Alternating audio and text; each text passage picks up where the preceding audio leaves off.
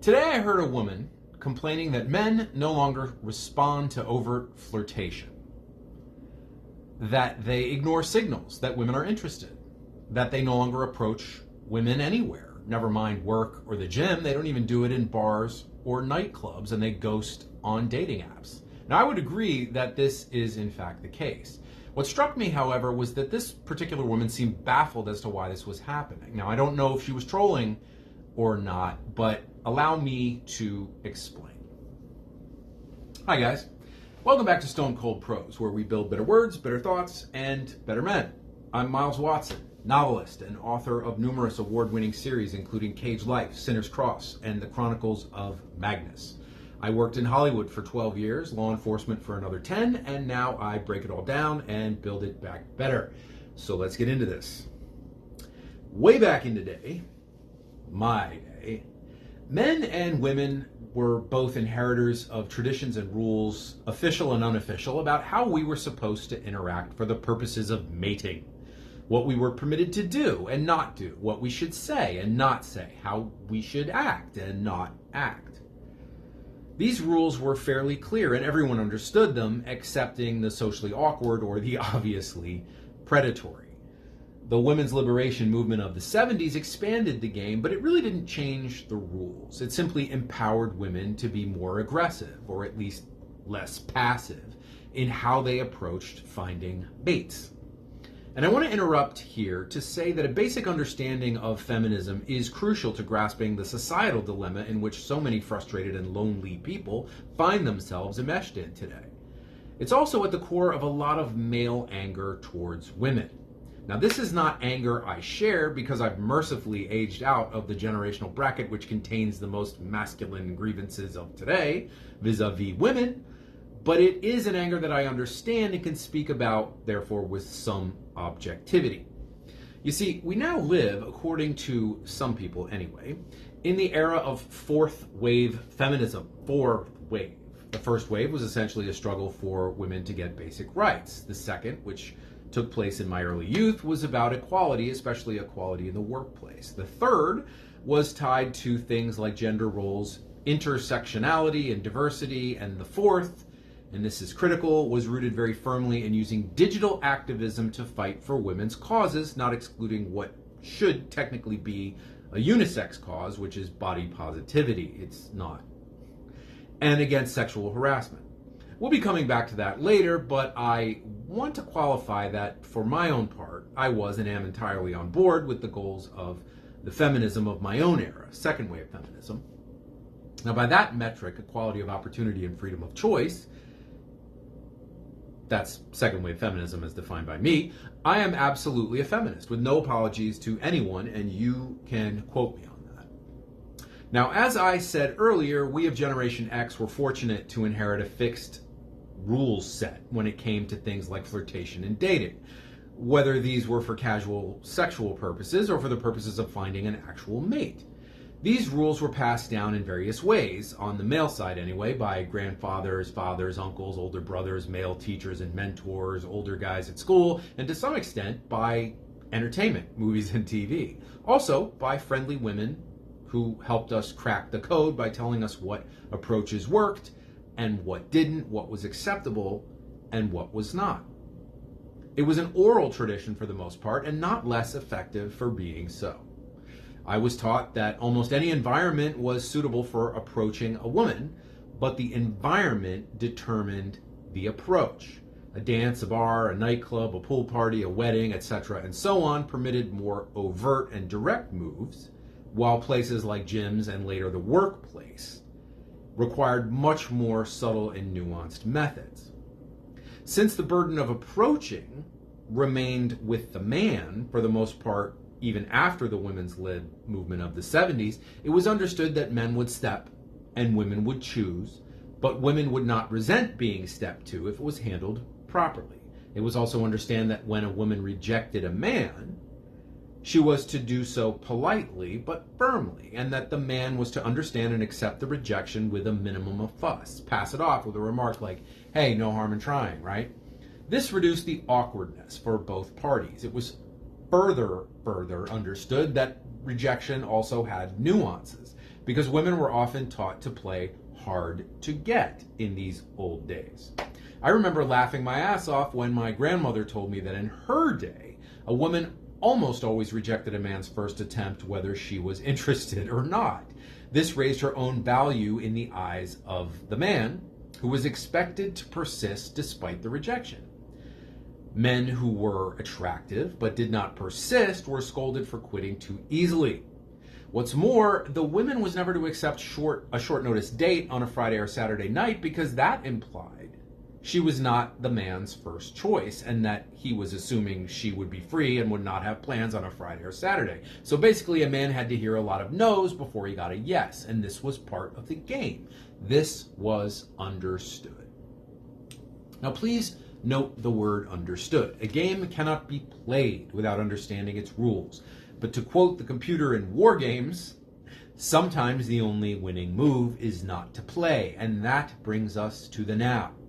See, by the early 2010s, things had changed dramatically, and many of the social arenas which used to bring men and women together were shut down. Fourth wave feminism, which embraced digital activism, also embraced the concept of utilizing social media to shame men for doing things women didn't like. I have been going to gyms since college in the early 1990s and always considered them safe spaces. Nowadays, I cannot turn my phone on without seeing a woman trying to go viral for shaming a man who happened to glance at her once too often or walk through her video that she was taking of herself doing squats in sheer yoga pants. Men are increasingly turning to home gyms where they are safe from this shit, and in some cases, in membership gyms, they will simply refuse to speak to women at all. In extreme cases, men have refused to come to the assistance of women who are trapped beneath weights or otherwise incommoded, to use an old school term. They simply walk on by. In their mind, it's not worth the risk.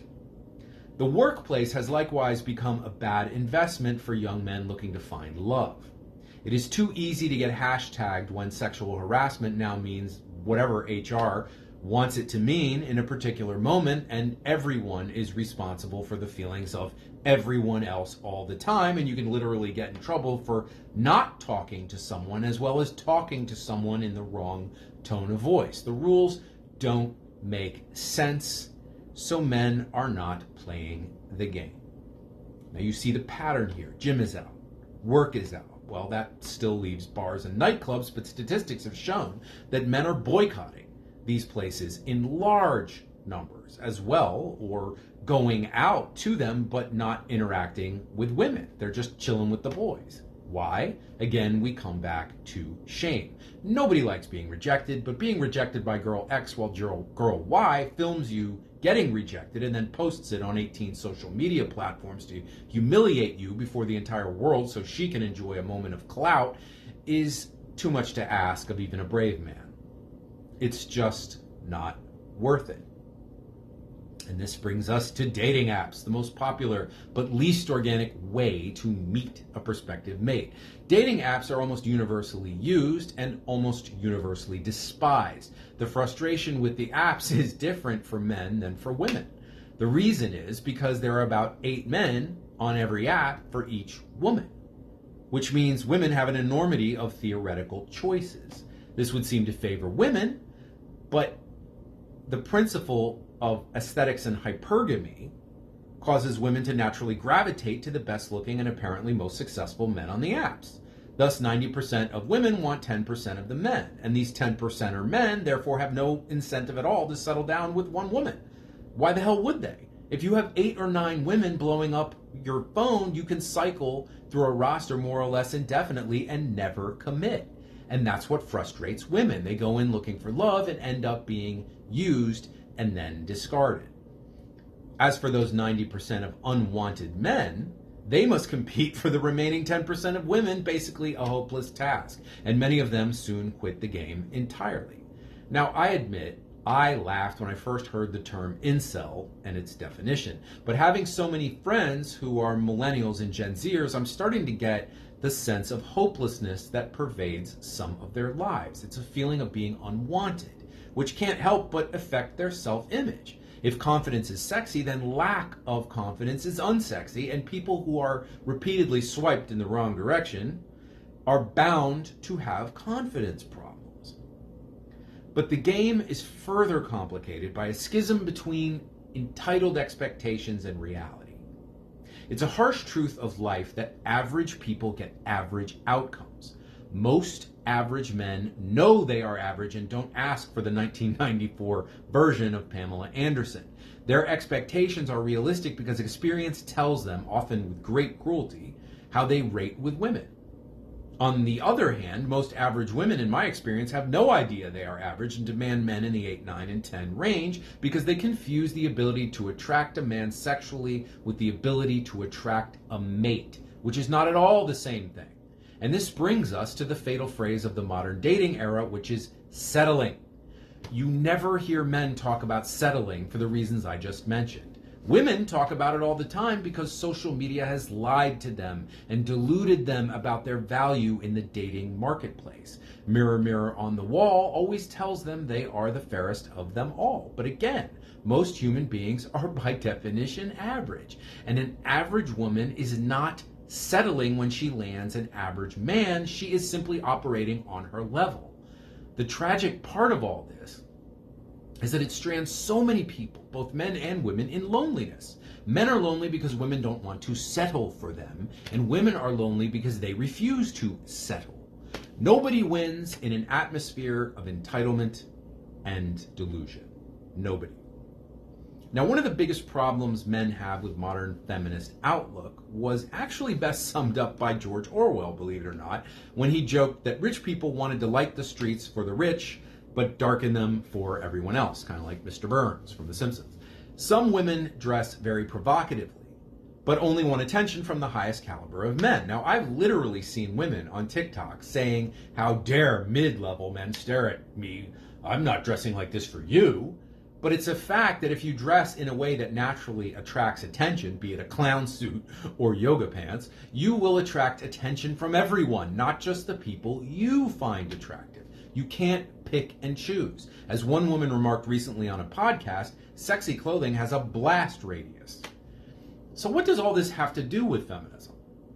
Well, all of this is part of the consequences of the last two waves of feminist thought. And I think the net effect has actually been to make both women and men far more unhappy than they have ever been before. If there's a loneliness epidemic among men, and there certainly seems to be, there is also a loneliness epidemic among women. It takes different forms between men and women because women have much easier access to sex than men do taken as a whole. But access to sex does not preclude loneliness. Indeed, one of the strange side effects of promiscuity, both male and female, is often a pervasive feeling of loneliness. But at least the women folk are having bedsheet thrills. The men folk are not only lonely, they're intimacy starved and sex starved in the bargain, and therefore miserable. Modern feminism has devalued them, told them they are villains, predators, creeps, incels, weirdos, losers, or just mid. There is a sensation among men that modern feminism isn't pro-women anymore, it's anti-men. And there is actually a lot of validity in that. The contributions men make to everyday life are ignored or devalued. The sacrifices men make are laughed at or negated. The products men make, the jobs men perform, the history men have written, the services men provide are all dismissed out of hand.